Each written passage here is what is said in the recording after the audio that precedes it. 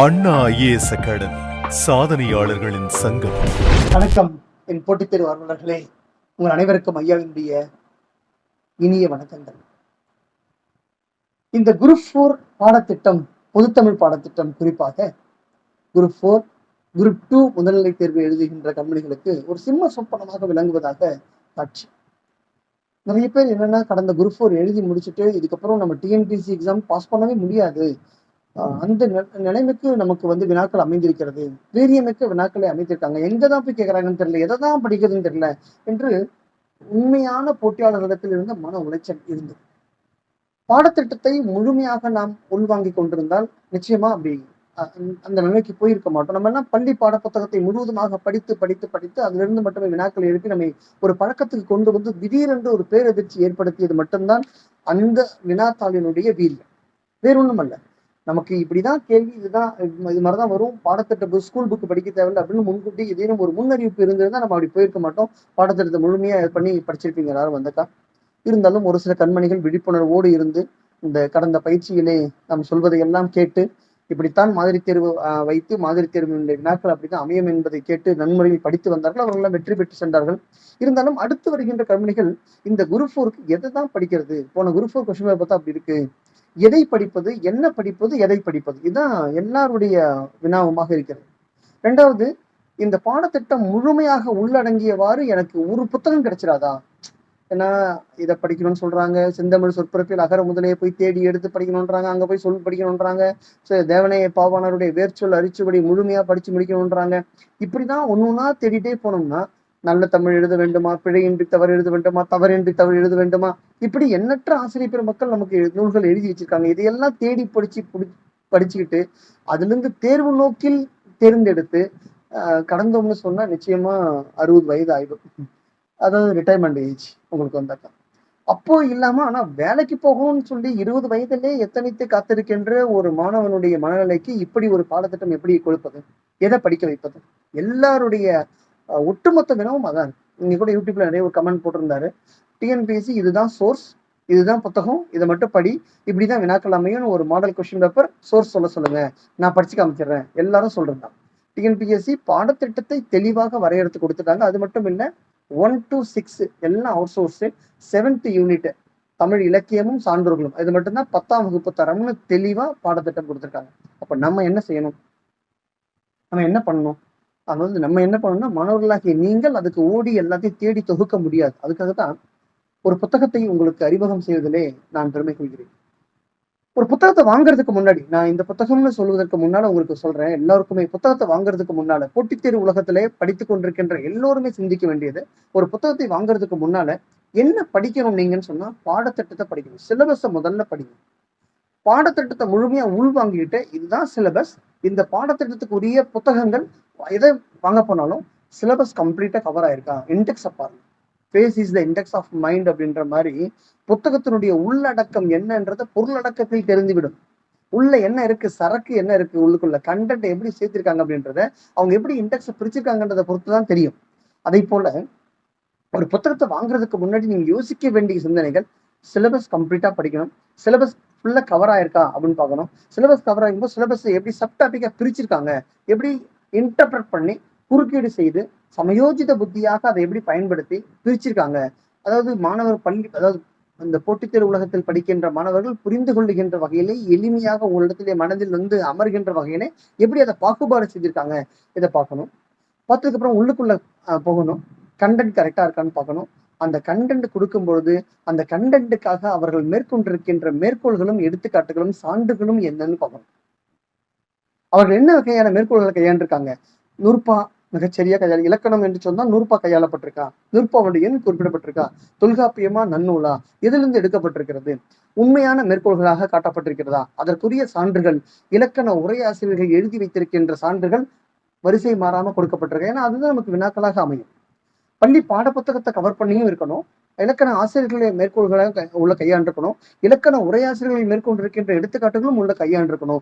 இப்படி நீங்க எடுத்துக்காட்டுகளை பார்த்தீங்கன்னு சொன்னா, அதாவது புதிதாக போட்டித் தேர்வு உலகத்தில் வருகின்ற ஒருவரால் இப்படி கணிக்க இயலாது, ஆனா சான்றுகள் அதிகமாக இருக்கா அப்படி பார்த்தா மட்டும் போதும்.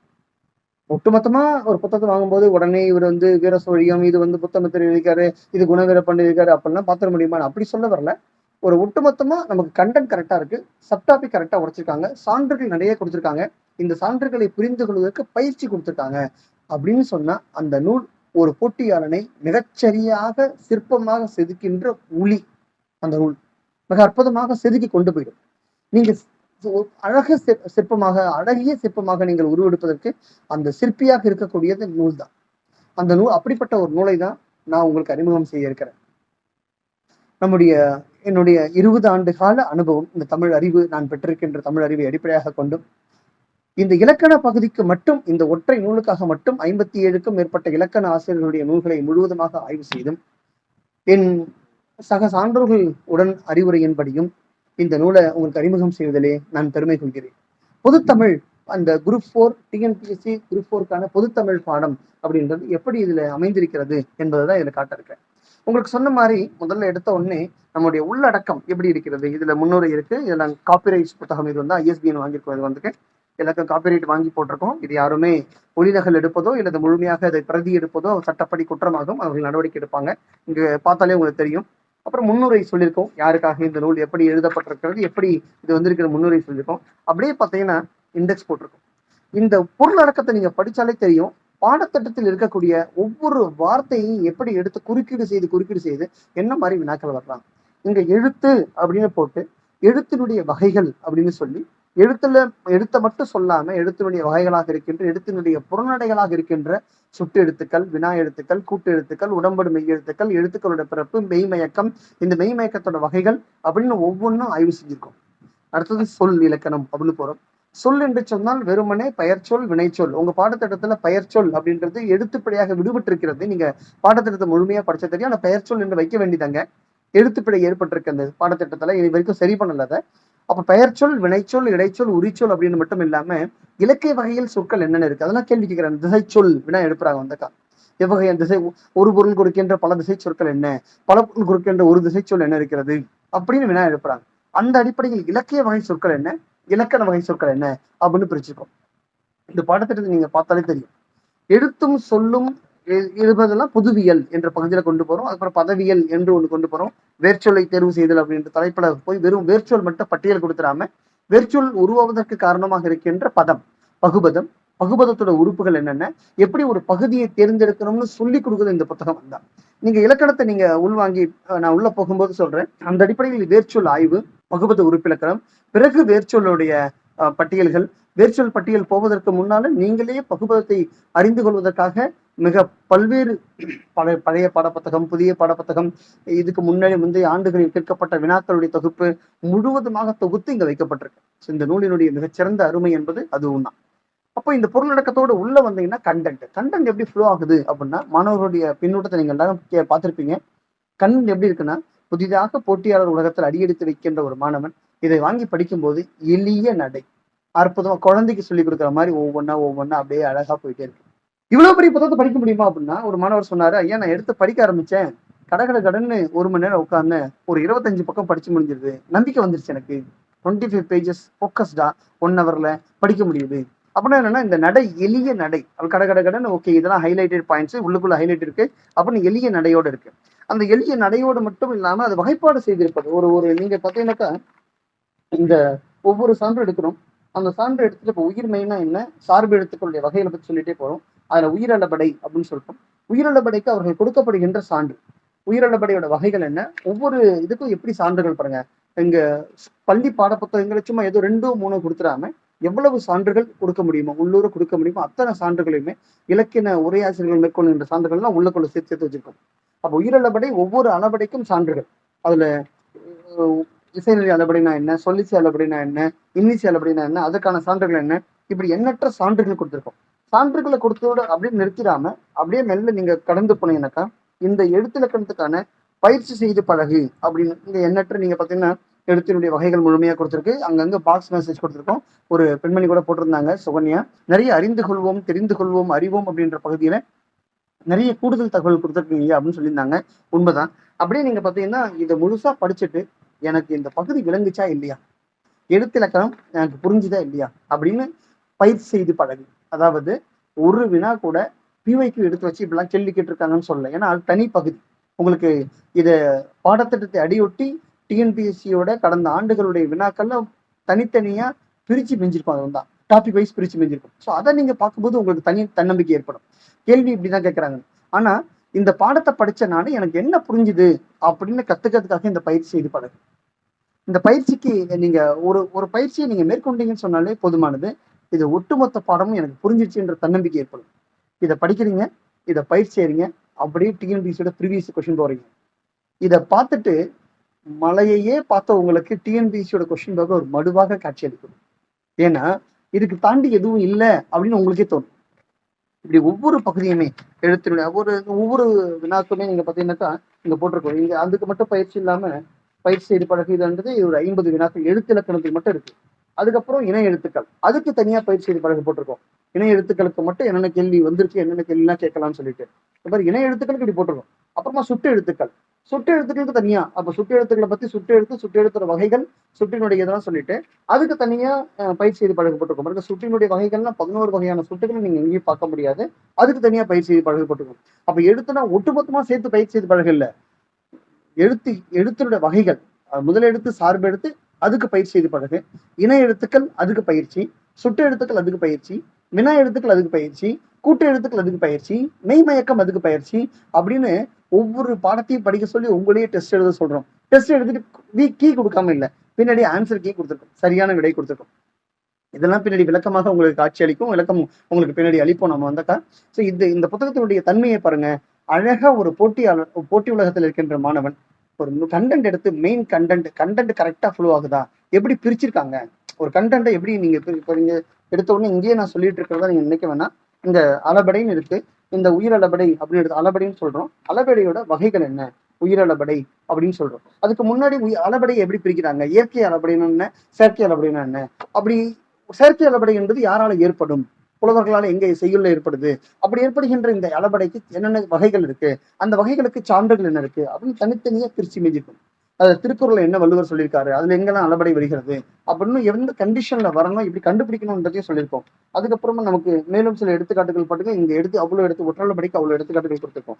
ஒவ்வொரு விஷயத்தையும் இப்படிதான் பிரிச்சு போயிடும். குற்றியலுகரம்னா வெறும் குற்றியலுகரம் சொல்றாங்க, குற்றியலுகரம்னா என்ன, குற்றியலத்தோட வகைகள் என்ன, ஒவ்வொரு வகைக்கும் சான்றுகள் என்ன, இப்படி தனித்தனியா சொல்லிட்டே போகும். ஒவ்வொரு பகுதியும் நீங்க பார்த்துட்டே வந்தீங்கன்னா எல்லா பகுதிகளிலுமே அப்படிதான் இருக்கு. பொதுவியல்ல போய் நீங்க எடுத்து வச்சு பாத்தீங்கன்னா, பொதுவியல் பகுதியில் நீங்க எடுத்தீங்கன்னா நீங்க ஒவ்வொரு பகுதியிலுமே நீங்க ஒரு தலைப்பு கூட விட்டுறாம, வினைத்தொகைனா என்ன, பண்பு தொகைனா என்ன, எல்லா பகுதிகளையுமே பாருங்க அழகா உங்களுக்கு போட்டிருக்கேன். நீங்க பாருங்களேன், இங்க பாத்தீங்கன்னா உங்களுக்கு தெரியும், இந்த பகுதியில வினைத்தொகைக்கு 2 பக்கத்துக்கு சான்றுகள் இருக்கு. வினைத்தொகைன்னு எடுத்துக்கிட்டீங்கன்னா இங்க ஆரம்பிக்கிற வினைத்தொகையில இங்க வரைக்கும் சான்றுகள் கொடுத்துருக்கோம். பண்பு தொகையில இங்க ஆரம்பிக்கிற பாருங்க, இது முழுமையா பண்பு தொகைக்கான சான்றுகள் இருக்கு. இது அத்தனையுமே பண்பு தொகையான சான்றுகள். இதுக்கு மேல பண்பு தொகையை பத்தி கேள்வி எழுப்ப முடியாது. 2வது, இந்த சொற்களுக்கான பொருள் புரிந்து இலக்கணம் ஏன் பண்பு தொகைன்னு விளங்குச்சுன்னா பண்பு தொகையில ஐயமே இருக்காது, வினைத்தொகை ஐயமே இருக்காது. இவ்வளவுதான் பண்பு தொகை, இவ்வளவுதான் வினைத்தொகை அப்படின்னு தெரிஞ்சிடும் உங்களுக்கு வந்தா. இப்படி ஒவ்வொரு இடத்துக்குமே எங்கெங்கெல்லாம் இலக்கண உரையாசிரியர்கள் இந்த அத்தனையுமே என்னன்னா பள்ளி பாட புத்தகத்திலே பழைய புத்தகம், புதிய புத்தகம், 2001ஆம் ஆண்டு எடிஷன் இருக்கிற புத்தகம், அத்தனை புத்தகங்கள் இருக்கக்கூடிய சான்றுகள் எல்லாம் உருக்கி கொண்டு வந்து சாறு பிழிந்து இங்க கொடுக்கப்பட்டிருக்கு. அது இல்லாம இலக்கண உரையாசிரியர்கள் மேற்கொண்டிருக்கின்ற சான்றுகளும் நீங்க எடுத்து கொடுத்துருக்கோம். அத்தனையுமே அது இதுக்கு மேல வெளில போக முடியாது அப்படின்னு ஒரு ஒரு ப்ரிடிக்ஷன் தான் இது வந்தக்கா. அந்த அடிப்படையில் இதை கொடுத்துருக்கு. இந்த புத்தகம் மிகச்சிறந்த ஒரு புத்தகமாக இருக்கிறது. அப்படியே இலக்கணம் முழுமையா நான் சொன்ன மாதிரி ஒவ்வொரு பகுதிக்குமே ஆகுபெயர்னா ஆகுபெயரோட வகைகள் நீங்க கேட்டாங்க இல்லையா, இருமடி ஆகுபெயர், மும்மடி ஆகுபெயர், 4 மடி ஆகுபெயர், அதுக்கு திரைப்பட பாடல்கள் மூலமா என்னெல்லாம் நீங்க கத்துக்கலாம் அதையெல்லாம் கூட இங்க சேர்த்து வச்சிருக்கோம், எளிமையா எப்படி இருக்குன்னு சொல்லிட்டு. அது இந்த பயன்பாட்டு ஆகுபெயர்கள்ல வரக்கூடியதெல்லாம் இருமடி ஆகுபெயர்னா என்ன, நமக்கு மும்மடி ஆகுபெயர்னா என்ன, இதை பத்திய முழு விளக்கமும் இதுக்குள்ள இருக்கு. அந்த ஆகுபெயர் அதை புரிந்து கொண்டீங்கன்னா ஆகுபெயருக்கு மட்டும் ஒரு தனி பயிற்சி, வேற்றுமை தொகைக்கு மட்டும் ஒரு தனி பயிற்சி, வேற்றுமை அதோட வகைகள், வேற்றுமை தொகை அதுக்கு மட்டும் தனி பயிற்சியா கொடுத்துருக்கும். ஸோ அவ்வளவும் இங்க இருக்கு. பொதுவியல் பகுதிகளை யாருமே அவ்வளவு சேர்க்க முடியாது, எல்லா பகுதியிலும் சேர்த்திருக்கும். அப்புறமா நமக்கு வந்தா ஒரு மொழி பொதுச்சொல். ஓகே, அந்த பொதுச்சொல்லாம் நீங்க பார்த்துருப்பீங்கலாம் வந்துக்கா. இதுக்கப்புறம் பாருங்க இங்க பகுபத உறுப்பிலக்கணம். பகுபத உறுப்பிலக்கணத்தை முன்னாடியே உங்களுக்கு விளக்கிட்டு உறுப்புகள் அதோட வகைகள் முழுமையா இங்க சொல்லியாச்சு. பகுபத உறுப்பிலக்கணத்தோட வகைகள்லாம் என்னென்ன இருக்குன்னு அதை நீங்க நன்முறைகள் புரிந்து கொண்டீர்களா அப்படின்னு இந்த பகுபத உறுப்பிலக்கணம் முழுமையா சொல்லிட்டு இங்க தனித்தனியா பிரிச்சு சொல்லியிருக்கோம். இங்க என்ன பண்ணணும் நீங்கன்னா ஒவ்வொரும் நீங்க எது பகுதி எது விகுதி அப்படின்றது நீங்க சொல்லணும். ஸோ இங்க நாங்க லிஸ்ட் எடுத்து போட்டிருக்கோம். அது சரியா பயிற்சி எழுதிருக்கு நாங்களே பிரிச்சு கொடுத்துருக்கோம். இந்த இடத்துல நீங்க எதுவும் பிரிக்க வேணாம். ஒரு பதம் இருக்கு, அந்த பதத்தை உறுப்புகளா பிரிச்சுக்கும். அந்த உறுப்புகள்ல எது பகுதி எது விகுதி எது இடைநிலை எது சந்தி எது சாரிகை அப்படின்னு குழந்தை சொல்ற மாதிரி அழகா ஒரு சொல் விளையாட்டு மாதிரி விளையாடிட்டே போவாங்க அந்த அக்கா. அது மாதிரி பிரிச்சு போட்டிருக்கு. நீங்க எதுவும் கடினம் அந்த பேர் வச்சா போதும், உறுப்புகளுக்கு பேர் வச்சா போதும். இவ்வளவும் கத்துக்கொண்ட நீங்க அப்படியே மெல்ல நகர்ந்தீங்கன்னா வேர்ச்சொல் அப்படின்னா என்னன்னு முழு பட்டியல் இங்க இருக்கு. வேர்ச்சொல்லோட முழு பட்டியல், வேர்ச்சொல்னா என்ன, அதோட பட்டியல் எப்படி நீளும் அப்படின்றது முழுசா இங்க இருக்கு. அந்த வேர்ச்சொல் பட்டியலை கற்ற பின்பு அடுத்து நம்ம என்ன போட்டிருக்கோம்னு சொன்னாக்கா, வேர்ச்சொல்லை கொடுத்து பெயரெச்சம் வினையெச்சம் தேர்வு செய்தல் அப்படின்னு ஒரு வேர்ச்சொல்லோட ஆய்வு என்ன இருக்கு, வேர்ச்சொல்லை எப்படி தேர்வு செய்யணும் அதுக்கான முழு பட்டியல் இங்க விளக்குறோம். ஒரு வேர்ச்சொல்லை கொடுத்தது இவ்வளவும் ஃபுல்லா வேர்ச்சொல் தான் போதும் உங்களுக்கு வந்தா. அப்புறம் வேர்ச்சொல்லு அதுக்கான பயிற்சி, பகுபது உறுப்புகளும் ஒரு பயிற்சி, வேர்ச்சொல் அதுக்கு ஒரு பயிற்சி, வேர்ச்சொல்லை கொடுத்த பெயரெச்சம் வினையெச்சம் தொழில் பெயர் கண்டறிதல் அதுக்கு தனியா ஒரு பயிற்சி என்று ஒவ்வொரு தலைப்புக்கும் தனித்தனியா பயிற்சி கொடுத்துருக்கோம். இவ்வளவு எடுத்துக்காட்டுகள், இவ்வளவு சான்றுகள், இவ்வளவும் படிச்சுட்டு பயிற்சியும் செஞ்சுட்டு ஒவ்வொரு தலைப்புல 50 வினாக்கள் கொடுக்கப்பட்டிருக்கு. பயிற்சியும் செய்துவிட்டு அப்படியே போய் ப்ரீவியஸ் கொஸ்டின் பார்த்துட்டு டெஸ்ட் எழுதி மாதிரி தேர்வையும் நீங்க எழுதி முடிச்சுட்டு எக்ஸாம் போனீங்கன்னா தாண்டி என்ன கேட்டுற முடியும்? நீங்க இவ்வளவு படிச்சுட்டு பயிற்சி செஞ்சுட்டு ப்ரீவியஸ் கொஸ்டின் பார்த்து டெஸ்ட் எழுதும் போதே உள்ளூர ஒரு நம்பிக்கை வந்துடும். இந்த புத்தகத்தினுடைய தனிச்சிறப்பு அதுதான். ஸோ இங்க நமக்கு இண்டெக்ஸ் கரெக்டா சிலபஸை பாடத்திட்டத்தை முழுமையா உள்வாங்கி இண்டெக்ஸ் பண்ணியிருக்கோம். அந்த இண்டெக்ஸ் இந்த மாதிரி உள்ளுக்குள்ள கண்டென்ட்டை கொண்டு போயிருக்கோம். கண்டென்ட் அழகா மெயின் டாபிக் சப் டாபிக் எப்படி உடைக்கணும், எப்படின்னா உடைச்சி மாணவர்களுக்கு அப்படியே ஸ்லைஸ் பண்ணி எப்படி சொல்லி தரலாம். ஏன்னா ஒட்டு மொத்தமா தட்டுல அம்மா ஜாங்கிரி கொண்டு வச்சா சாப்பிட முடியாது. ஒரு அல்வா செஞ்சு வச்சோம்னா அந்த அல்வாவை அழகா ஸ்லைஸ் போட்டு இந்தப்பா சாப்பிடு அப்படின்னு சொன்னா அழகா சாப்பிடலாம். இது இனிக்கும் பலாச்சொலை போன்று இருக்கின்ற புத்தகம். இந்த பலாச்சொலைக்குள் இருக்கின்ற ஒவ்வொரு சுளையாக எடுத்து நீங்க சாப்பிட வேண்டியதான். அப்படிதான் இந்த புத்தகம் வடிவமைக்கப்பட்டிருக்கு கண்மணிகளே. ஏன்னா இந்த பாடத்திட்டத்தை முழுமையா உள்வாங்கி இருக்கு. பாடத்திட்டத்தை எப்படி சப்டாபிக்கா உடைக்கலாம்னு போட்டிருக்கு. சப்டாபிக் உடைச்ச மாதிரி கண்டென்ட் அழகா ஃப்ளோ ஆகிட்டே இருக்கு. ஏன்னா மெயின் கண்டென்ட் சப் கண்டென்ட் என்ன கொடுக்கணும்னு சொல்லிட்டு அந்த மெயின் கண்டென்ட்டுக்கு தகுந்த மாதிரி சான்றுகள் அழகா போயிட்டே இருக்கு. இந்த சான்றுகளை எல்லாம் உள்வாங்கி விட்டோமா பயிற்சி போயிட்டு இருக்கு. பயிற்சியோடு சேர்ந்து முயற்சி நீங்க செய்ய வேண்டியது. அப்போ இறுதியாக எட்டி நிற்பது தேர்ச்சி மட்டும்தான். உங்கள் வாழ்விலே இந்த வருகின்ற ஆண்டு அரசு உத்தியோகத்துக்கு போகணும். டிஎன்பிஎஸ்சி குரூப் 4 குரூப் 2 குரூப் 2 முன்னிலை தேர்வு வெற்றி பெறணும். மொழி தேர்வு எழுதுகின்ற அத்தனை பேரும் டெட் எக்ஸாம் எழுதுறவங்க, எஸ்ஐ எக்ஸாம் எழுதுறவங்க, மொழி தேர்வுக்கு தயாராகணும் அப்படின்னு நினைக்கிறவங்க, மொழி தகுதி தேர்வு இருக்கு இல்லையா, அதுல மதிப்பெண் எடுக்க வேண்டும் என்று நினைப்பவர்கள் அத்தனை பேருக்கும் பயனுள்ள வகையில் தொகுக்கப்பட்டிருக்கின்ற மிகச்சிறந்த புத்தகமாக இது விளங்கும் என்பதில் எவ்வித ஐயமும் இல்லை. என் அனுபவ அறிவை கொண்டு மட்டுமே இது உங்களிடத்துல இந்த வார்த்தையை உதிர்க்கிறேன். இந்த புத்தகத்தின் மீது இரவு பகலாக பார்க்காம மிகுந்த சிரத்தை மேற்கொண்டு நிறைய கடினப்பட்டிருக்கும், நிறைய காலங்கள் காயப்படுத்தியிருக்கு. அத்தனை கடினங்களையும் தாண்டி இந்த நூல் உருவாக்கப்பட்டிருக்கு. ஏன்னா அவ்வளவு சிரத்தை மேற்கொண்டு கொண்டு வந்திருக்கின்ற இந்த நூல் காப்பிரைட்ஸ் வாங்கி உங்களிடத்துல சமர்ப்பிக்கிறோம். எல்லா இந்த போட்டித் தேர்வு உலகத்தில் இருக்கின்ற எல்லா கண்மணிகளும் இதை பயன்படுத்த வேண்டும் என்பது எங்களுடைய நோக்கம். அதற்காக வேண்டிதான் மிக குறைந்த விலையில 3 தொகுதிகளா இது வெளில வந்திருக்கு. இது முதல் தொகுதி. உங்களுக்கு இதுக்கு மட்டுமே 57 ஆசிரியர் பெருமக்களை எல்லாம் ஆய்வு நூல்களை எல்லாம் மேற்கொண்டு உருவாக்கப்பட்டிருக்கிற நூலாக இது இருக்கிறது. இதுல நிறைய பேர் கேள்வி எழுப்பியிருந்தாங்க. ஸ்கூல் புக் கவர் ஆகுதா, ஓல்டு புக் கவர் ஆகுதா, நியூ புக் கவர் ஆகுதா, சிறப்பு தமிழ் கவர் ஆகுதா. இதுல வாங்கி பார்த்துட்டு மாணவர்கள் எல்லாம் ஃபீட்பேக் கொடுக்குறாங்க. இதுல எல்லாமும் கவர் ஆகுது, வேற எதையும் படிக்க வேணா, இது ஒன்றை மட்டும் படிச்சா போதும் அப்படின்னு அவங்களே சொல்லிட்டாங்க. இதுல ஒரு சில மாணவ கண்மணிகள் மட்டும் நீங்க லிஸ்ட் கொடுங்க, சோர்ஸ் லிஸ்ட் கொடுங்கன்னு சொல்லிருந்தாங்க. அது தனி பதிவில் உங்களுக்கு நான் வெளியிடுறேன். 3 தொகுதி வெளியே வந்த பிறகு தொகுதி 1க்கு என்னெல்லாம் சோர்ஸ் லிஸ்ட், தொகுதிக்கு 2க்கு என்னெல்லாம் சோர்ஸ் லிஸ்ட் இருக்கு, தொகுதி 3க்கு என்னெல்லாம் சோர்ஸ் லிஸ்ட் நம்ம ரெஃபர் பண்ணிருக்கோன்றதை உங்கள்கிட்ட வெளியிடுறேன். ஏன்னா எல்லாமும் ப்ரெஸ்கிரைப்டு ஆத்தர் புக்ஸ் தான் நம்ம எடுத்து பார்த்துருக்கோம். ஸ்கூல் புக்ஸை உள்ளுக்குள்ள சேர்த்திருக்கோம். பள்ளி பாட புத்தகங்கள் இருக்கிற சான்றுகள் முழுமையா உள்ளுக்குள்ள வந்துருச்சு. அந்த அடிப்படையில இந்த நூல் முழுவதுமாக தொகுக்கப்பட்டிருக்கு, செதுக்கப்பட்டிருக்கிறது. கண்மணிகளே, உங்கள் கரங்களிலே இந்த புத்தகத்தை, இந்த நூலை தவழ விடுவதில் நான் மிகுந்த மகிழ்ச்சி அடைகிறேன். இதை உங்கள் குழந்தையாக பாவித்து இதை உங்களுடைய எப்போதும் சரி உங்கள் மடிகளிலே அதிக நேரம் தவழ வேண்டியது இந்த நூலாக இருக்கட்டும். ஏனென்று சொன்னால் உங்கள் எதிர்காலத்தை காக்கப் போகின்ற நூல் இந்த நூலாகத்தான் இருக்கும். உங்க வாழ்வை நிர்ணயம் செய்ய போகின்ற நூல் இந்த நூலாகத்தான் இருக்கும். ஒவ்வொருவருடைய இல்லத்திலும் மொழி அறிவு படிக்கின்ற அனைவருடைய இல்லத்திலும் இருக்க வேண்டிய நூலாக இந்த நூல் இருக்கும் என்பதில் எவ்வித ஐயமும் இல்லை. ஏன்னா அடுத்து வருகின்ற சொல்லகராதியில அவ்வளவு பயிற்சிகளை முழுமையுமா எப்படிலாம் கேள்வி எழுப்பலாம். பிழை திருத்தம்னா என்னென்ன வகையில பிழை திருத்தம் இருக்கலாம். இந்த முதல் நூல்ல முழுவதுமாக இலக்கணம், இலக்கணம் சார்ந்த முழு பகுதிகளும் இதுல உள்வாங்கி சொல்லப்பட்டிருக்கு. நீங்க பாத்தீங்கன்னா தெரியும் உங்களுக்கு சந்திப்பிழை இவ்வளவு சான்றுகள் எங்கேயும் பார்க்க முடியாது. ஒருமைப்பன்மை, ஒருமைப்பன்மைகள்ல இவ்வளவு பிழைகளா? ஒருமைப்பன்மை இப்படி எல்லாம் கூட சொல்ல முடியுமா? இத்தனை நிபந்தனைகளா? ஏறத்தாழ 100 நிபந்தனைகளுக்கு மேலே சொல்லப்பட்டிருக்கு. ஏன்னா நமக்கு மொழியை மிகச்சரியாக ஒருமைப்பன்மையில வெறுமனே ஒருமை பன்மை மட்டும் கேட்பதல்ல, மொழி அறிவு முழுமையாக, மொழி பயிற்சியை முழுமையாக செதுக்கி வினா ஏற்படுகிறது. உரு எங்க பயன்படுத்தணும், ஓர் எங்க பயன்படுத்தணும், எண் எங்க பயன்படுத்தணும், எனது எங்க பயன்படுத்தணும், எந்த இடத்துல எண் பயன்படுத்தணும், எந்த இடத்துல எனது பயன்படுத்தணும், உனது எங்க பயன்படுத்தணும், இந்த தன்மை பெயர்கள், முன்னிலை பெயர்கள், படர்க்கை பெயர்கள் வேற்றுமை இருக்கும் போது எவ்வாறெல்லாம் தெரியும்? பல சான்றுகள். எதை ஒருமைன்னு சொல்றாங்க, எதை பன்மைன்னு சொல்றாங்க. பால்பகா அக்ரிணை பெயர்கள் என்று உயர்திணைக்கு என்ன, அக்ரிணைக்கு என்ன இருக்கிறது? நம்ம புல் என்று சொல்றோம், அதுல புற்கள் என்று எழுதலாமா? இப்படி எல்லாம் நமக்கு வினாக்கள் நம்ம எழும். அத்தனை பகுதிகளையும் இது உள்ளுக்குள்ள சேர்த்து அழகா உள்வாங்கி கொடுக்கப்பட்டிருக்கு. ஏன் இவ்வளவு நீளமான இந்த பதிவை உங்களுக்கு வெளியிடுறேன்னா, நீங்கள் எல்லாம் கேள்வி கேட்டிருக்கீங்க, நானும் அதுக்கு பதில் சொல்லிட்டு இருக்கேன். மீண்டும் எந்த ஐயமும் வந்துடக்கூடாது உங்களுக்கு. அதே மாதிரி சார், இப்போ டிஎன்பிசியோட ப்ரீவியஸ் கொஸ்டின் பேப்பரை முழுமையா இதில் உள்வாங்கப்பட்டிருக்காங்க. நீங்க எடுத்து படிச்சுட்டு ப்ரீவியஸ் கொஸ்டின் பேப்பர் போய் பாருங்க, எல்லாத்துக்கும் உங்களால ஆன்சர் பண்ண முடியும். நீங்க இதை படிச்சுட்டு பயிற்சியை மேற்கொண்டுட்டு அப்படியே நீங்க பியூஐக்கு போங்க, எல்லா கேள்விகளுக்கும் உங்களால ஆன்சர் பண்ண முடியும். பிரமாதமா நீங்க ஆன்சர் பண்ணுவீங்க. எல்லோருமே சிறந்த முறையில படித்து, இப்போ இல்ல, நீங்க தேர்வு எழுதி முடிச்சுட்டு நினைவு கூறுவீர்கள். அந்த தேர்வை எழுதுவதற்கு முன்னாடி இந்த பாடப்புத்தகத்தை ஒட்டி நாம் அறிவிக்கின்ற தேர்வை நன்முறையில் எழுதுங்க.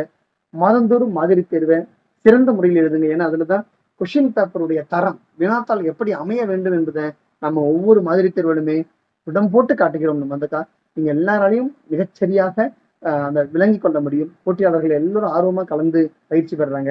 சிறந்த முறையிலே இந்த நூலை சான்றோர்களுடைய உறுதுணையோடு, என் ஆசிரியர் பெருமக்களுடைய உறுதுணையோடு, நம்முடைய சக தோழர்கள் தோழமைகளோடு சக தோழமைகளாக இருந்து பணியாற்றுகின்ற ஆசிரியர் பெருமக்களும் பணியாளர்கள் எத்தனை பேர் இதுக்கு கஷ்டப்பட்டிருக்காங்க.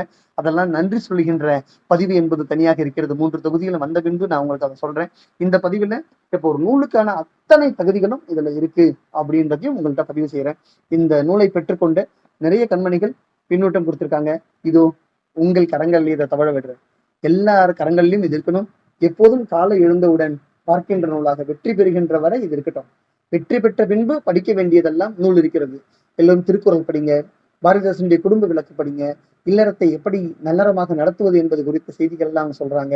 அதெல்லாம் பின்னாடி நான் புக்லேண்டோட சேனல்ல நிறைய பதிவு செய்துட்டே வரேன். ஒவ்வொரு நூலை பத்தியும் சிறப்பம்சம் சொல்லிட்டு வரேன். அதெல்லாம் ஃபாலோ பண்ணுங்க. இப்போ இந்த நூல் உங்கள் இல்லத்துல நிச்சயமா இருக்கட்டும். அது சார், எங்க வீட்டுல 2 பேர் படிக்கிறோம் சார்னா, 2 பேரும் தனித்தனியா உங்களுடைய மிகச்சிறந்ததொரு வேத புத்தகமாக இது உங்க கரங்கள்ல தவழட்டும். அண்ணா படிக்கிறார், தம்பி படிக்கிறார், 2 பேர் பங்கீடு செய்து கொள்கிறோம். வேணாம், வேலையை பங்கீடு செய்ய முடியாது. இந்த நூல் உங்களுக்கு வேலையை வாங்கி தரப்போகின்ற நூல். உங்களுடைய 2 கரங்களிலுமே இந்த நூல் இருக்கட்டும். தனித்தனி வேத புத்தகமாக காலை எழுந்த உடனே இதை பாருங்க. கண்டிப்பா ஒரு நாளைக்கு குறைந்தபட்சம் 15 பக்கமாவது படித்து விடுங்க. இப்போவே ஆரம்பிச்சாதான் முடிக்க முடியும். சரிங்களா? அதனால எல்லா கண்மணிகளிடம் இந்த புத்தகத்தினுடைய சிறப்பம்சம் என்ன உள்ளடக்கம் இருக்கிறது எல்லாத்தையும் நான் இதுல பதிவு செஞ்சுட்டேன். மாணவர்கள் அத்தனை பேரும் வாங்கி படிச்சு பயிற்சி செய்தால் போதும். வெற்றி உங்கள் வசம். இதோ உங்கள் கரங்கள். பெற்றுக்கொள்கிறீர்களா? எப்படி பெற்றுக்கொள்வது ஐயா? இதை இங்க ஆன்லைன்ல கொடுக்குறீங்களா ஐயா? நம்முடைய பயிற்சி மையத்தினுடைய இணையதளம் இருக்கிறது, www.annaiasacademy.com.